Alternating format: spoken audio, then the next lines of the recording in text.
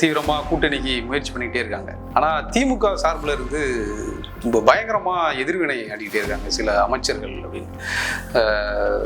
காங்கிரஸ் கட்சிக்கு என்ன தகுதி இருக்குது அப்படின்னு கேட்குறாங்க.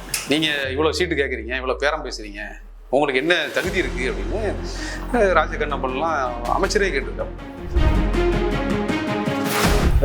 இதுக்கு என்ன எதிர்வினை ஆற்றப் போகுது காங்கிரஸ், என்ன முடிவில் தான் இருக்காங்க? முடிவு வந்து எங்களுடைய தலைமை எடுப்பாங்க.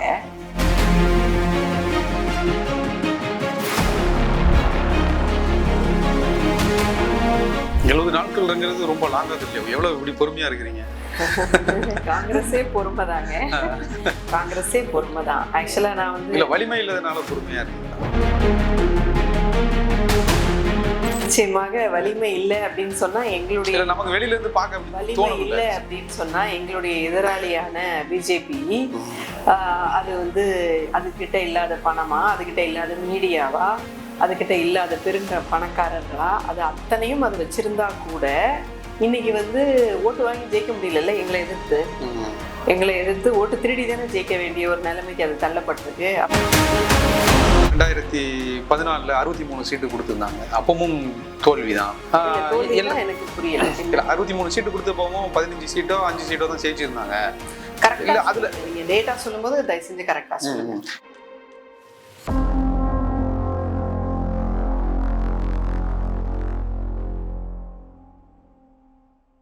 வணக்கம். நம்மோடு இன்று இருந்திருப்பவர் காங்கிரஸ் கட்சியின் சக்தி இயக்கத்தின் தேசிய பொறுப்பாளர் சுபத்ரா தேவி அவர்கள். வணக்கம் மேடம். நல்லா இருக்கீங்களா மேடம்? காங்கிரஸ் கட்சி தீவிரமாக கூட்டணிக்கு முயற்சி பண்ணிக்கிட்டே இருக்காங்க. ஆனால் திமுக சார்பில் இருந்து ரொம்ப பயங்கரமாக எதிர்வினை ஆடிக்கிட்டே இருக்காங்க சில அமைச்சர்கள் அப்படின்னு. காங்கிரஸ் கட்சிக்கு என்ன தகுதி இருக்குது அப்படின்னு கேட்குறாங்க. நீங்கள் இவ்வளோ சீட்டு கேட்குறீங்க, இவ்வளோ பேரம் பேசுகிறீங்க, உங்களுக்கு என்ன தகுதி இருக்குது அப்படின்னு ராஜகண்ணப்பன்லாம் அமைச்சரே கேட்டிருக்காங்க. இதுக்கு என்ன எதிர்வினை ஆற்றப் போகுது காங்கிரஸ், என்ன முடிவில் தான் இருக்காங்க? முடிவு வந்து எங்களுடைய தலைமை எடுப்பாங்க. பட் நாங்கள் வந்து காங்கிரஸ் கட்சியை விட இந்த நாட்டுக்காக ஜனநாயகத்தை பாதுகாக்கிறதுக்கு முயற்சி பண்ணோம். ஸோ அது மாதிரி வேற எந்த கட்சியுமே கிடையாது. தன்னுடைய கட்சி நலனையும் விட மேலே வந்து நாட்டை பார்க்கணும் அப்படிங்கிறது யாரும் கிடையாது. ஸோ அதனால நாங்கள் வந்து எந்த ஒரு இந்தியா கூட்டணி அப்படிங்கிறது இந்திய அளவில் வந்து பாசத்தை எடுக்க வேண்டிய ஒரு மிக முக்கியமான கூட்டணி அப்படிங்கிறதுனால அந்த கூட்டணியை மதித்து நாங்கள் வந்து கிட்டத்தட்ட 70 நாட்களாக எங்களுடைய பொறுப்பாளர் திரு கிரீஷ் சோடங்கர் அவர்கள் சொன்னது போல we are in deep pain அப்படின்னு சொன்னார் இல்லையா. எங்களுடைய கட்சி தொண்டர்களும் கட்சி தலைவர்களுமே வந்து ஒரு வழியில இருக்கிறோம். நம்ம வந்து இவ்வளவு தூரம் நம்ம கூட்டணி பேச்சுவார்த்தை நடத்துவதற்காக ஒரு குழுவை அமைத்து விட்டு ஒரு 70 நாட்களாக வந்து நம்ம இருக்கிறோம். 70 நாட்கள்ங்கிறது ரொம்ப லாங்கா இல்லையா? எவ்வளவு இப்படி பொறுமையா இருக்கிறீங்க? காங்கிரஸே பொறுமைதாங்க. காங்கிரஸே பொறுமைதான். ஆக்சுவலா நான் வந்து இல்ல வலிமை இல்லாதனால பொறுமையா இருக்கீங்களா? நிச்சயமாக வலிமை இல்லை அப்படின்னு சொன்னா எங்களுடைய நமக்கு வெளியில இருந்து பார்க்க வலிமை இல்லை அப்படின்னு சொன்னா எங்களுடைய எதிராளியான பிஜேபி அது வந்து அதுகிட்ட இல்லாத பணமா, அதுகிட்ட இல்லாத மீடியாவா, அதுகிட்ட இல்லாத பணக்காரர்களா, அது அத்தனையும் அது வச்சிருந்தா கூட இன்னைக்கு வந்து ஓட்டு வாங்கி ஜெயிக்க முடியல. எங்களை எதிர்த்து ஓட்டு திருடி தானே ஜெயிக்க வேண்டிய ஒரு நிலைமைக்கு அது தள்ளப்பட்டிருக்கு. அப்ப யாரை பார்த்து வலிமை இல்லைன்னு சொல்றீங்க? தமிழ்நாட்டுல திமுக வெயிட் பண்றீங்களா? அதனால கேக்குறேன். அதனால நிச்சயமாக மிக வலிமையான ஒரு கட்சி தேசிய அளவிலும் சரி, தமிழ்நாட்டு அளவிலும் சரி. காங்கிரஸுடைய செயல்பாடுகளை வந்து உங்களுக்கு பெருசா மீடியா வந்து பேசல அப்படிங்கிறதுனால நீங்க வந்து காங்கிரஸ் இங்க ஒண்ணுமே இல்லை அப்படிங்கிற ஒரு நரேட்டிவை செட் பண்றதுக்கு வந்து காங்கிரஸ் தவிர அனைத்து கட்சிகளுமே முயற்சி செய்யுது அப்படின்னு தான் நான் நினைக்கிறேன். அண்ட் எல்லா மீடியாஸ், எல்லா விலை போனவர்கள் இவங்க எல்லாம் அந்த மாதிரி தான் அப்படின்னு நினைக்கிறாங்க. மற்ற கட்சிகள் அந்த மாதிரி செய்யக்கூடியது புரிஞ்சுக்க முடியுது. ஏன்னா எல்லா ஒரு கட்சியுமே வந்து தான் வளரணும் அப்படின்னு தான் நினைக்கும். மற்ற கட்சி ஒண்ணுமே இல்லை அப்படின்னு தான் சொல்லணும்னு ஆசைப்படும். காங்கிரஸ் கட்சியும் அப்படிதானே? ஆனா காங்கிரஸ் கட்சி வந்து பாசிட்டிவா தன்னுடைய விஷயங்களை சொல்லி தான் வளரணும் அப்படின்னு சொல்லி நினைக்கும். மற்ற கட்சிகளே காங்கிரஸ் கட்சியில என்ன ஒரு பெரிய வித்தியாசமான ஒரு விஷயம் அப்படின்னு சொன்னா, இங்க வந்து தலைவர்களை வளர்த்தெடுப்பதற்கு நம்ம வந்து ரொம்ப முயற்சி செய்வோம். இதுவரைக்கும் இந்தியா முழுக்க இருக்கக்கூடிய பெருந்தலைவர்களை வழங்கியது கிட்டத்தட்ட எல்லா பெருந்தலைவர்கள் அப்படின்னு சொல்லி இந்தியா முழுக்க பார்க்கக்கூடிய எல்லாமே காங்கிரஸ் கட்சி தான் கொடுத்துருக்குது. ஏன்னா காங்கிரஸ் வந்து தலைவர்களை உருவாக்கக்கூடிய ஒரு கட்சி. ஆக்சுவலா காங்கிரஸ் உள்ள நாங்க போயிட்டு இந்த அரசியல் பயிற்சிகள் எல்லாம் ஈடுபடும் போது கூட எனக்கு சொன்னது ரொம்ப ஆச்சரியமா இருந்துச்சு. யூஸ்வலா எல்லாம் கட்சியை வளர்க்கணும் அப்படின்னு சொல்லிட்டு இருப்பாங்க. அப்போ அவங்க வந்து என்ன சொன்னாங்கன்னா, எங்களுக்கு பல பயிற்சி கொடுக்கக்கூடியவர்கள் என்ன சொன்னாங்கன்னா, நீங்க வளர்ந்தா கட்சி வளர்ந்துரும். ஸோ காங்கிரஸ் கட்சிக்குள்ள இருக்கக்கூடிய பெண்கள், ஒடுக்கப்பட்ட சமூக மக்கள், பிற்படுத்தப்பட்ட சமூக மக்கள் அனைவரும் வந்து ஒரு தலைவர்களாக, நூற்றுக்கணக்கான தலைவர்களாக வளரும் போது, அவர்கள் தன்னலம் இல்லாமல் ஒரு தன்மையுடைய காங்கிரஸுடைய சித்தாந்தத்தை வாழ்க்கையாக வாழும்போது அப்படிதான் வந்து காங்கிரஸ் வேர் பிடிச்சி வளரும். தமிழ்நாட்டுல இளம் தலைவர்களை ஏன் வளர்க்கவே இல்லை? அப்படிலாம் கிடையாது. நிறைய பேர் இப்போ அருள் ராஜேஷ் அப்படின்னு சொல்லி ஒருத்தர் இருக்காரு. உங்களுக்கு அவங்களெல்லாம் யாருன்னே தெரியாது. பட் அவரு பாத்தீங்கன்னா முத்துக்காப்பட்டி அப்படிங்கிற ஒரு பஞ்சாயத்து தலைவரா இருந்தாரு. இப்பதான் நான் வந்து தேர்தலே நடத்தல. கட்சியில பெரிய பொறுப்புகளுக்கு வர முடியல சொல்றேன். சோ வந்து இருக்கிறாங்க. சோ இப்ப அவங்க எல்லாம் வந்து ராஜீவ்காந்தி பஞ்சாயத்து ராஜ் சங்கத்தன் அப்படிங்கிற ஒரு அமைப்புல அவங்க இருக்கிறாங்க. சோ அவங்க எல்லாம் அப்படி ஒரு தன்னலமில்லாத ஒரு தலைவர். நாமக்கல், சேலம் அந்த பகுதியில அவங்க செயல்பட்டு இருக்கிறாங்க. அஃப்ரோஸ் அகமது ஒருத்தாங்க, அவங்க வந்து அவங்களதான் குண்டாஸ்ல புடிச்சு போட்டாங்க. சோ அந்த மாதிரி வந்து ஒரு போராட்டம் பண்ணதுக்காக அந்த மாதிரி வந்து நிறைய சென்னையில. ஆமா. சோ அந்த மாதிரி நிறைய அருமையான தலைவர்கள் இருக்கிறாங்க. இன்னும் நிறைய தலைவர்கள் பண்ணாங்க. ஆமா, அதுக்கான கண்டனங்களை நாங்க பதிவு செய்தோம். சோ இந்த மாதிரி அத்தனை கட்சிகளுமே எங்களுக்கு எதிராக வேலை செய்யணும் அப்படிங்கிற ஒரு இதுலதான் இருந்துட்டு இருக்கும் போது நாங்க வந்து மக்கள் கிட்ட வேர் பிடிச்ச ஒரு கட்சி. எங்கேயோ ஒரு இடத்துல வந்து மக்கள் காங்கிரஸ்ல சேர்ந்து ஒரு தலைவராக வரணும் அப்படிங்கிற அந்த ஒரு கேப் விழுந்துருச்சு. எஸ்பெஷலி தலைவர் ராஜீவ்காந்தியுடைய மரணத்துக்கு பிறகு பாத்தீங்கன்னா ஒரு 20-30 வருஷமா ஒரு பெரிய கேப் வந்து விழுந்துருச்சு. ஸோ அதை வந்து இப்ப ரீகன்ஸ்ட்ரக்ட் பண்றதுக்கு நிறைய அரசியல் பயிற்சிகள் வந்து கொடுக்குறோம். ஸோ இப்ப என்னுடைய ஒரு சக்தி இயக்கம் இருக்கு இல்லையா, நான் இருக்கக்கூடிய இந்திய தேசிய காங்கிரஸினுடைய சக்தி இயக்கம் இருக்கு இல்லையா, அது வந்து ஒரு முழுக்க ஒரு சாதாரண பெண்மணியை வந்து வருங்கால எம்எல்ஏக்களாக, எம்பிக்களாக, சீஃப் மினிஸ்டராக வரைக்கும் வந்து ஒரு பஞ்சாயத்து தலைவர், வார்டு மெம்பர்ல தொடங்கி நிறைய பெண் தலைவர்களை உருவாக்கணும் அப்படிங்கிற ஒரு எண்ணத்துல தேசம் முழுக்க தலைவர் ராகுல் காந்தி துவங்கி அதை தான் நாங்க முன்னெடுத்து பண்ணிட்டு வரோம். ஸோ அது போல ஒரு 10 நாளைக்கு முன்னாடி கூட ஒரு 50 பெண்களுக்கு அது போன்ற பயிற்சியை வந்து நாங்கள் திருச்சியில கொடுத்தோம். ஸோ அது போல தொடர்ந்து வந்து பொதுமக்களை வந்து ஒரு அரசியல் தலைவர்களாக ஆக்கணும் அப்படிங்கிற ஒரு நோக்கத்துல நாங்க வந்து செயல்படுறோம். இல்ல அதான் நீங்க சொன்னீங்க ஒரு சர்க்கிள் இருந்துச்சு அப்படின்னு. அப்போ திமுக சொல்றது உண்மைதானே? அப்போ உங்களுக்கு என்ன தகுதி இருக்கு அப்படின்னு அந்த அமைச்சர்கள் கேட்கறது சரிதானப்போ? இது வரைக்கும் உங்ககிட்ட ஒன்றும் இல்லை அப்படின்னு அவங்க சொல்றாங்க. அப்புறம் ஏன் நீங்க அதிகமா சீட்டு கேட்குறீங்கன்றாங்க. இல்ல ஒன்றும் இல்லை அப்படின்லாம் சொல்ல முடியாது. நிச்சயமாக வந்து நமக்கு என்ன ஒரு ப்ரொபோர்ஷனேட் ரெப்ரசன்டேஷன் இருக்கோ அதுக்கான ஒரு ஆட்சியில் அதிகாரத்தில் பங்கு கேட்கறதுக்கான உரிமை நமக்கு இருக்கு அப்படின்னு. அதான் அவங்க என்ன சொல்றாங்கன்னா 1911ல சீட் 118 சீட்டு கொடுத்தாங்க, அப்பவும் தோல்வி. அதுக்கப்புறம் 2014ல 63 சீட்டு கொடுத்திருந்தாங்க, அப்பவும் தோல்விதான். எனக்கு புரியல. 63 சீட்டு கொடுத்தப்பவும் 15 சீட்டோ 5 சீட்டோ தான் ஜெயிச்சிருந்தாங்க. நீங்க டேட்டா சொல்லும்போது தயவு செஞ்சு கரெக்டா சொல்லுங்க. 2011 ரிசல்ட்ஸ்ல பாத்தீங்கன்னு சொன்னா இவங்க ஏடிஎம்கே வந்து 51% ஓட் ஷேர் வாங்கியிருக்கிறாங்க. DMK alliance and Congress alliance வந்து கிட்டத்தட்ட 39.5% ஓட் ஷேர் வாங்கியிருக்காங்க. அதுல காங்கிரஸோட ஓட் ஷேர் வந்து 9.5%. ஸோ அப்போ இருந்த டிஎம்கே, காங்கிரஸ், கம்யூனிஸ்ட் எல்லா அலையன்ஸ்ல வந்து ஒரு 25% ஆஃப் த ஓட்ஸ் வந்து காங்கிரஸ் வாங்கியிருக்கு. அது ஒன்றும் சின்ன ஒரு இது அப்படின்ட்டு நம்ம சொல்ல முடியாது. ஓகே. ஸோ அது மாதிரி அது ஒன்றுமே இல்லை அப்படின்னு சொல்றதுக்கெலாம் ஒன்றும் 9.5% வந்துட்டு வாங்குறது அப்படிங்கிறது சாதாரண விஷயம் கிடையாது. ஒரு 35 அவுட் ஆஃப் 39% 9.5% வாங்குறது அப்படிங்கிறது கிட்டத்தட்ட 25%. இப்போ வந்து ஆட்சி அதிகாரத்தில் பங்கு கொடுக்க கூடாது அப்படிங்கிறதுக்காக அவங்க வந்து இந்த மாதிரி ஒரு நீங்க ஒண்ணுமே இல்லை அப்படிங்கிற மாதிரி அவங்க பேசுறாங்க. பட் உண்மை என்னன்னா அந்த தேர்தல்ல எவ்வளவு ஓட்டு வந்து நம்மளோட கூட்டணி வாங்கிச்சோ அதுல 1/4 பங்கு ஓட்டு வந்து காங்கிரஸ் வாங்கிச்சு இல்லையா? ஸோ அதனால வந்து கிட்டத்தட்ட அதனால நம்ம அதுல ஒன்றும் நம்மளால போச்சு. என்ன சொல்றாங்கன்னா காங்கிரஸுக்கு அதிகமா சீட்டு கொடுத்த இடத்துலலாம் நாங்க தோத்துருக்கோம்ன்றாங்க. அப்படியெல்லாம் அதனாலதான் அவங்க 1980 2011 சுட்டி காட்டுறாங்க. அங்க 118 இங்க 63 கொடுத்தோம். ஸோ அந்த இடத்துல நாங்க தோத்தோம் ஏன்னா அவங்க சரியா ஒர்க் பண்ண மாட்டேன்றாங்கன்றாங்க. அதனால சொல்றேன்.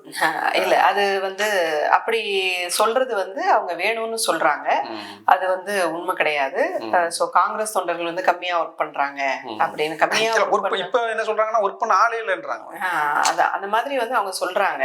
பட் அந்த மாதிரி ஒர்க் பண்ண ஆளே இல்ல அப்படின்னு சொன்னா எப்படி வந்து ஒரு மாசத்துக்கு குறைஞ்சது ஒரு 2 ஃபங்க்ஷனாவது பண்றோம் எல்லா மாவட்டத்துல தோறும் பாத்தீங்கன்னு சொன்னா மத்த ஒரு கட்சி மாதிரி தலைவர்கள் இல்லாத கட்சி கிடையாது. நிறைய தலைவர்கள் இருக்கிற ஒரு கட்சி காங்கிரஸ். ஸோ இதுல பாத்தீங்கன்னா நாங்க வந்து மகாத்மா காந்தியோட பிறந்த நாள் நினைவு நாள், நேருவோட பிறந்த நாள் நினைவு, மக்கள் போராட்டமா என்ன பண்ணி அது முக்கியம் எவ்வளவு பண்ணியிருக்கிறோம். அதான் நான் சொல்றேன் திரும்ப திரும்ப வந்து மீடியா வந்து கொஞ்சம் கூட நம்மளோட இதெல்லாம் கவர் பண்றதே கிடையாது. சோ ஒண்ணும் இல்ல, இப்ப 100 நாள் வேலை திட்டத்துக்கான போராட்டங்கள் தமிழ்நாட்டுல அது காங்கிரஸ் அப்படிங்கிறதுனால நீங்க பண்ணுவீங்க. இப்போ தமிழ்நாட்டுக்குன்னு ஒரு மன்னிக்கணும் காங்கிரஸ்னால பண்ணிருக்கிறோம் அப்படின்னா எனக்கு புரியல. காங்கிரஸ் கொண்டு வந்த திட்டம் ஒரு அது ஓகே நல்ல திட்டம், மக்களுக்கான ஒரு திட்டத்தை வந்து அது காங்கிரஸே கொண்டு வந்தது, மக்களுக்காக கொண்டு வந்துச்சு. இப்ப ஏன் அதுக்காக போராடுது? மக்களுக்காக போராடுது. இது காங்கிரஸ்க்காக அப்படின்னு நீங்க சொல்றது பார்த்தா எனக்கு சிரிப்பு தான். அவங்க நாங்க கொண்டு வந்த திட்டம் அதை அடிக்க பாக்குறாங்க பிஜேபி. தமிழ்நாடு பொறுத்தவரையில கிடையாது. 100 நாள் வேலை திட்டத்தை அழிப்பது அப்படிங்கிறது மக்களை மிகவும் பாதிக்கப்படக்கூடியதா இல்லையா? நிச்சயமா இல்லையா? சோ அதுக்காக வந்து காங்கிரஸ் மட்டும்தானே இங்க போராடுது. இல்ல மத்த கம்யூனிஸ்ட் கட்சி போராடுறாங்க, சாரி கம்யூனிஸ்ட் கட்சிகள் போராடுறாங்க, விசிக போராடுறாங்க. 100 நாள் வேலை திட்டத்துக்காக அவங்க போராடுறாங்களே ரொம்ப கம்மி. எனக்கு தெரியல காங்கிரஸ் பண்ண அளவுக்கு யாருமே பண்ணல அப்படிதான் நாங்க சொல்லணும். திருச்சியிலயும் சரி இங்க சென்னையிலயும் சரி நடைப்பயணங்கள் போனோம். அது தவிர அதை பத்தி நிறைய பரப்புரை வந்து செய்துகிட்டு இருக்கோம். திமுக எல்லாம் அதுக்காக எதுவுமே செஞ்ச மாதிரி எனக்கு தெரியல. சோ வந்து நீங்க இப்போ காங்கிரஸ் அப்படின்னு சொல்லி பார்த்தோம் அப்படின்னு சொன்னா காங்கிரஸ் செய்யக்கூடிய போராட்டங்களும் சரி, காங்கிரஸ் செய்யக்கூடிய ஒரு மக்களுக்கான எவ்வளோ இப்போ ஒன்றும் இல்லை. நீங்க சத்தியமூர்த்தி பவன் ஆஃபீஸ்க்கு வந்தீங்கனாலே ஒரு நாள் எத்தனை பேர் வந்து மனு கொடுக்க வராங்க, அதை வந்து எங்களுடைய தலைவர்கள் வந்து அதை எவ்வளோ தூரம் வந்து ரெக்கமெண்ட் பண்ணி அனுப்புறாங்க, எத்தனை பேருக்கு வந்து இன்னைக்கும் வந்து ஃபீஸ் கட்டி படிக்க வச்சிட்டு இருக்குது. ஒரு வருஷத்துக்கு 3 கோடி ரூபாயை வந்து கையில எடுத்து ஏழைகளுக்கு கொடுத்து வந்து அத்தனையோ பேருக்கு வந்து வச்சுட்டு இருக்கு காங்கிரஸ் வந்து. ஸோ இந்த மாதிரி 60 வருஷமா ஆட்சியிலேயே இல்லை இங்க அப்படின்னா கூட, எந்த ஒரு அதிகாரத்திலையும் தமிழ்நாட்டுல இல்லை அப்படின்னா கூட தொடர்ந்து செய்யக்கூடிய ஒரு கட்சி வந்து வேற எதுவுமே கிடையாது. அதிகாரத்துல இருந்தா இன்னும் செய்யலாம், நிறைய இப்போ வந்து இன்னொன்னு முன்னாடி இருந்த சூழல்களை விட இப்போ வந்து இருக்கக்கூடிய சூழல்கள் வந்து மிகவும் மாற்றம் அடைந்திருக்கிறது. மோடி தேசிய அளவுல வந்த பிறகு காங்கிரஸ் கட்சியினுடைய தேவை வந்து மிகப்பெரிய அளவுல இப்போ வந்து விஸ்தரிச்சிருக்கு. இப்ப காங்கிரஸ்னு ஒரு கட்சி இல்லை அப்படின்னு சொன்னா எப்பவோ இது வந்து ஒரு சர்வாதிகார நாடா மாறி இருக்கும். ஸோ அது மட்டும் கிடையாது, நம்ம சர்வாதிகார நாடுன்னு கிடையாது, ஜனநாயகமே இங்க வந்து இல்லாம போயிருக்கும். ஸோ அதனால வந்து காங்கிரஸை வந்து நீங்க ஏதோ என்ன சொல்றது, இதுக்கு ஒரு அளவீடே வைக்க முடியாது. நீங்க ஒரு கட்சியை வந்து எதை வச்சு அளப்பீங்க அப்படின்னு சொன்னா ஃபர்ஸ்ட் வந்து இப்போ ஒன்றும் இல்லை, இப்போ ஒரு இந்த எலெக்ஷனுக்காக நீங்க விருப்ப மனு கொடுங்க அப்படின்னு கேட்டப்போ ஒரு 5000த்துக்கும் மேற்பட்ட ஆட்கள், கிட்டத்தட்ட 6000 பேர் வந்து நாங்க வந்து இந்த போட்டிடுறோம், எங்களுடைய தொகுதியில நாங்க எம்எல்ஏக்கு போட்டிடுறோம் அப்படின்னு சொல்லிட்டு 5000த்துக்கும் மேற்பட்டவர்கள் வந்து மனு வந்து எடுக்கிறாங்க. எம்எல்ஏவா இருக்கிறது 5000த்துக்கும் மேற்பட்டவர்கள். நான் சொல்றது ஒரு 15 நாளைக்கு முன்னாடி வரைக்கும் வந்து 5000 பேர் வந்து கொடுத்தாங்க. ஸோ அப்ப வந்து இதெல்லாம் எந்த செய்தியிலையும் வராது, எங்கேயுமே உங்களுக்கு தெரியாது. ஸோ வந்து டிவிகே மட்டும் வருது, கண்டெஸ்ட் பண்றதுக்கு சாரி டிவிகே மட்டும் வருதுன்ற 50,000 அது வந்து ஒரு மக்களுக்கான ஒரு அந்த கெரிஸ்மேட்டிக் வேல்யூ இருக்கு அப்படிங்கும் போது அந்த மாதிரி வருது. ஸோ இப்போ தமிழ்நாட்டுல 5000 பேர் வந்து அந்த அவங்க அப்ளை பண்றாங்கல்ல விருப்ப மனு, அந்த விருப்ப மனு எடுத்து நீங்க படிச்சு பாத்தீங்கன்னா தெரியும் எவ்வளவு வருஷம் அவங்க எவ்வளவு வேலை பார்த்திருக்கிறாங்க. அவங்க 10 வருஷம் 20 வருஷம் 30 வருஷம் அவங்களுடைய பகுதியில அவங்க எவ்வளவு வேலைகள் பார்த்திருக்கிறாங்க, எத்தனை வாட்டி வந்து போராட்டம் பண்ணி சிறை சென்றிருக்காங்க. இதெல்லாம் இப்ப வந்து டிவிகேல வந்து கேக்குறாங்க, நீங்க மக்களுக்காக போராட்டம் செய்து சிறை சென்றிருக்கிறீர்களா அப்படின்னு கேட்டிருக்காங்கன்னா நம்ம மனுல அது இருக்கு, காங்கிரஸோட மனுல அது இருக்கு. சோ இது வந்து இந்த 5 ஆண்டுகள்ல புரியல, இந்த 5 ஆண்டுகள்ல கேள்வி என்ன, இந்த 5 ஆண்டுகள்ல அந்த மாதிரி சிறை சென்றது இல்ல மக்களுக்கான போராட்டங்கள் இருக்குதா? நிறைய இருக்கு. ஏன்னா தொடர்ந்து 2014 மோடி அவர்கள் வரும்போது ஊழல் குற்றச்சாட்டு வச்சுதான் காங்கிரஸ் மேல ஊழல் குற்றச்சாட்டு வச்சு அது பெரிய பூதகரமாகி அண்ணா காசரையெல்லாம் உட்கார வச்சுதான் ஆட்சிக்கு வந்தாங்க. திமுகவுல அதே மாதிரி ஒரு பிரச்சனை நடந்துச்சு. செந்தில் பாலாஜி மேல ஒரு குற்றச்சாட்டு வச்சு அவரை தியாகின்லாம் சொல்லிலாம் பண்ணாங்க. ஸோ அந்த மாதிரி ஒரு பிரச்சனை இருக்கும்போது அதுக்கு எதிராக குரல் கொடுக்கறது, இப்போ கம்யூனிஸ்டுகள்லாம் அதை எதிர்த்து பேசுறாங்க, விசிக அதை எடுத்து பேசுறாங்க. ஆனா காங்கிரஸ் அந்த மாதிரியான இயக்கங்கள்ல அந்த மாதிரியான ஒரு நல்ல ஒரு ஸ்டாண்ட் அவங்க எடுக்கலாம்ல, ஏன் அந்த மாதிரியான விஷயங்கள்ல கூட்டணி தர்மம் அப்படின்ட்டு இலங்கி போயிடுறாங்களோ? நீங்க சொல்றது ரொம்ப ஒரு வேலிடான பாயிண்ட்.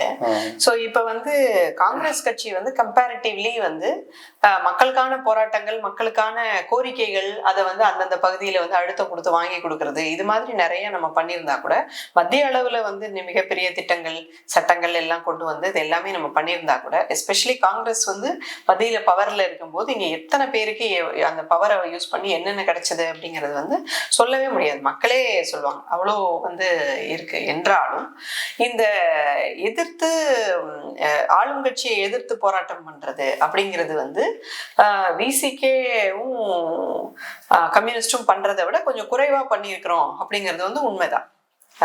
ஏன்னா அது வந்து நம்ம கொஞ்சம் ரொம்பவே வந்து கூட்டணிய வந்து மதிச்சு அந்த மாதிரி. இன்னொன்று நம்மளோட என்டையர் ஃபோக்கஸ் பாஸ்ட் ஒரு 10-11 இயர்ஸ் பார்த்தீங்கன்னா நம்மளுடைய ஃபோக்கஸ் கம்ப்ளீட்டா பிஜேபி எதிர்ப்புல தான் இருக்கு. ஸோ அதனால வந்து இங்க நம்ம வந்து இவங்க செய்யக்கூடிய தவறுகளும் இருந்த போதிலும் நம்ம வந்து பிஜேபி பேசுற மொழியை நம்ம பேச முடியாது இல்லையா? சோ அப்ப பிஜேபிக்கு அது சொல்றதுக்கு தகுதி இல்லைங்கிறதா நம்ம சொல்ல வேண்டிய அவசியம் இருக்கு. அதாவது எவ்வளவோ பிரச்சனைகள் இருக்குது, இந்த பிரச்சனைகளை கூட்டணி கட்சிகள்ல நம்மளே வந்து நிறைய பேசுவோம், மக்களுக்கு சார்பா பேசுவோம், மக்கள் பேசுவாங்க, இது எல்லாமே இருந்தா கூட இதுல எந்த பிரச்சனையும் சொல்றதுக்கு ஏடிஎம்கேவுக்கோ அல்லது வந்து பாஜகவுக்கோ எந்த தகுதியுமே கிடையாது. ஒன்றும் இல்லை, தமிழ்நாட்டுல கடன் அப்படின்னு ஒண்ணு இருக்கு, கடன் பிரச்சனையா நிச்சயமா பிரச்சனை, அதை வந்து கடன் குறைக்கணும், அதுக்கான வேலைகள் செய்யணும். ஆனா இவங்க வந்து பாஜக அதை சொல்றதுதான் பயங்கர காமெடி. காங்கிரஸ் கட்சி வந்து 60 வருஷம் ஆட்சியை ஆண்டுட்டு அந்த 60 வருஷமா சேர்த்து மொத்தமா அது வாங்கி வச்சிருந்த கடன் திரும்பி கட்டி எல்லாம் முடிச்சுட்டு வெறும் 55 லட்சம் கோடி தான் வச்சிருந்துச்சு. பட் இவங்க இன்னைக்கு 200 லட்சம் கோடிக்கு மேல தாண்டி போயிட்டாங்க வெறும் 10 வருஷத்துல. 60 வருஷத்துல நம்ம வாங்கினது வந்து ஒரு 1/4 பங்கு. அந்த 1/4 பங்கை வச்சு மக்களுடைய வரிப்பணத்தை வச்சு நம்ம வந்து 5000த்துக்கும் மேற்பட்ட அணைகள் கட்டியிருக்கிறோம். இப்போ ஸ்டேட்ல கட்டினா கூட அதை வந்து 75% வந்து பெரும்பாலான அணைகளுக்கு வந்து மத்திய அரசு தான் காசு கொடுத்துருக்கு. பார்த்தீங்க இங்க இருக்கக்கூடிய மிருகாண்டா அணை முதற்கொண்டு நீங்க பார்த்தீங்கன்னா அப்படித்தான் இருக்கும். ஸோ வந்து எவ்வளவோ வந்து காங்கிரஸ் வந்து அணைகள் கட்டினதுல இருந்து 10.25 லட்சம் இலவச அரசு பள்ளிகள் கட்டினதுல இருந்து மக்களுக்கு தேவையான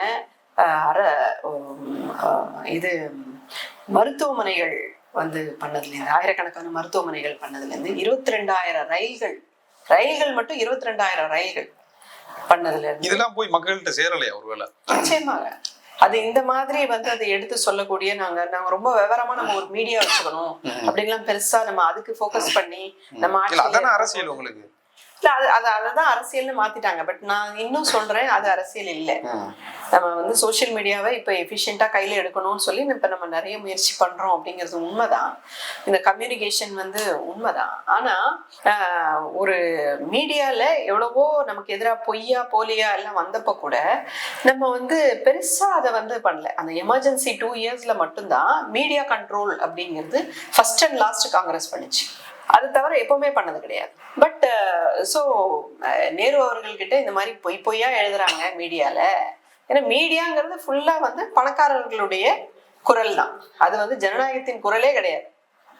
மீடியாங்கிறது பணக்காரர்களுடைய குரல். ஏன்னா மீடியாவோட ஓனர்ஸ் எல்லாமே பணக்காரர்கள். ஸோ அவங்க பண்ணக்கூடிய எந்த ஒரு விஷயத்தையும் அவங்க தனக்கு எதிராக போய் பேசுவாங்களா? அவங்க அப்படியெல்லாம் பண்ண மாட்டாங்க. ஆனா மீடியா வந்து ஜனநாயகத்தின் 4வது தூணு தன்னைத்தானே சொல்லிக்கிட்டு அது வந்து இருக்குது. இப்போ சோசியல் மீடியா வந்த பிறகுதான் இதுதான் மக்கள் குரலா இருக்கு. நிறைய பார்த்தீங்கன்னு சொன்னா யூடியூப் சேனல்ஸா இருக்கட்டும், ஃபேஸ்புக்கா இருக்கட்டும், ட்விட்டரா இருக்கட்டும். இப்போ நான் ஒரு விஷயம் ட்விட்டர்ல போடுறேன் அப்படின்னு சொன்னா ஒரு 4 லட்சம் பேர் 3 லட்சம் பேர் அதை பாக்குறாங்க அப்படின்னு சொன்னா இது வந்து ஒரு எளிய மக்களுக்கான ஒரு குரலா இருக்கு. ஸோ இப்போ சோசியல் மீடியா வந்த பின்னாடி ஓரளவுக்கு இந்த மீடியாங்கிறது ஜனநாயகபூர்வமா ஆயிருக்கு. பட் மற்றபடி வந்து மெயின் ஸ்ட்ரீம் மீடியா எப்பவுமே நமக்கு எதிராக தான் இருந்திருக்கு. ஸோ அதனால நம்ம என்ன செஞ்சோம் அப்படிங்கறது வந்து இப்ப இன்னைக்கு உட்காந்து நான் சொன்னீங்கன்னா நான் சொல்லிக்கிட்டே இருப்பேன். அது பாட்டுக்கு வந்து போய்கிட்டே இருக்கும். காங்கிரஸ் வந்து இங்க இருக்கக்கூடிய ஒவ்வொரு மனுஷருடைய வாழ்க்கையிலயும் இருக்கு. அவருடைய வாழ்க்கை வெற்றி பெற மாட்டேங்குது. இல்ல அதுதான் நான் சொன்னேன். தேர்தல் வெற்றி அப்படிங்கிறது மிகப்பெரிய வெற்றியை காங்கிரஸ் பெறுவதனால்தான் ஓட்டை திருடி அவர்கள் வந்து தான் வெற்றி பெற்றதாக அறிவித்துக் கொள்ள வேண்டிய அவசியம் இருக்கு. தமிழ்நாட்டிலையும் கேட்கிறாங்க. தமிழ்நாட்டிலையும் தான் நான் சொல்றேன். தமிழ்நாட்டிலையும் மிகப்பெரிய அளவுல வந்து ஓட்டு திருட்டு வந்து நடந்துட்டு இருக்கு அப்படிங்கிறது தான் நானும். சரி, இப்போ தொடர்ந்து வந்து இப்போ நீங்க என்டிஏ கூட்டணின்னு சொல்லுவாங்க. ஆனா இங்க பாத்தீங்கன்னா திமுக கூட்டணின்னு தான் சொல்றாங்க. பிஜேபி அந்த அளவுக்கு தமிழ்நாட்டுல வளர்ந்துருக்குதோ ஒருவேளை? அண்ணாமலை, நயினார் நாகேந்திரன் அப்படின்னு தொடர்ந்து அவங்க செயல்பட்டுக்கிட்டே இருக்காங்க. ஏதாவது ஒரு இஷ்யூவை பேசிக்கிட்டே இருக்காங்க. திமுகவுக்கு எதிரா, ஆளுங்கட்சிக்கு எதிரா அவங்க பேசுறத வந்து உங்ககிட்ட சொல்றதுக்கு மீடியாஸ் இருக்கு. இல்ல அவங்க அதிகாரத்துக்கு எதிராக ஏதோ ஒரு குரலை எழுப்புறாங்க. அதாங்க குரலை எழுப்புறது உங்களுக்கு எப்படி தெரியுது? மீடியாவிலேயா தெரியுது? ஆமா, இல்லைன்னா உங்களுக்கு தெரியாது இல்லையா? சோ இன்னொரு இது வந்து ஒரு அப்போசிஷன்ல இருக்கிறதுக்குனே ஒரு பவர் இருக்கு. சோ வந்து ஏன்னா மக்களுக்கு அப்படின்னு சொல்லிட்டு இன்னும் நிறைய குறைகள், நிறைய பிரச்சனைகள் இருந்துகிட்டே இருக்கும். அந்த பிரச்சனைகளை பேசுவதன் மூலமா மக்கள் வந்து எதிர்கட்சியோட அலைன் ஆகக்கூடிய ஒரு வாய்ப்பு அப்படிங்கிறது வந்து ஜென்ரலா இருக்கதான் செய்யும். அதனால அவங்க வந்து ஏதோ ஒண்ணு பேசுறதுக்கான வாய்ப்பு வந்து தொடர்ந்து இருந்துகிட்டே இருக்கு. எந்த அரசாங்கமா இருந்தாலும் சரி அதை பத்தி பேசுறதுக்கான ஒரு வாய்ப்பு இருக்கு. ஏன் இப்ப எப்ஸ்டீன் ஃபைல்ஸ் வந்திருக்குது, அதை பத்தி பேச வேண்டியதானே? உலகத்தின் மகா பெரிய ஒரு விஷயம் இருக்கு. இங்க இருக்க டெக்ஸ்டைல் பீப்புளோட வேலையெல்லாம் போச்சு, விவசாயிகளுடைய வாழ்வாதாரம் போச்சு, பிச்சை எடுக்க விட போறாங்க பாஜக இந்திய மக்களை. ஏற்கனவே பிச்சை எடுத்துக்கிட்டு தான் இருக்கிறோம், இப்ப இன்னும் மிக மோசமா வந்து பண்ண போறாங்க. இந்த எப்ஸ்டீன் ஃபைல்ஸ்ல பயந்து சர்வதேச ஒப்பந்தங்கள் மிக மோசமா முதன்முறையா பாத்தீங்கன்னா யுஎஸும் இந்தியாவும் டீல் போடுது. இதை வந்து அமெரிக்க அதிபர் வந்து அறிவிக்கிறார். நம்ம சேர்ந்து இந்த மன்மோகன் சிங்கோடைய ஒவ்வொரு ட்ரேட் டீலையும் நீங்க பாருங்க, அது எவ்வளவு வருஷங்கள் அதுல வந்து ஒர்க் பண்ணி அதுக்கப்புறம் அவங்க வந்து சேர்ந்து அனௌன்ஸ் பண்ணியிருப்பாங்க.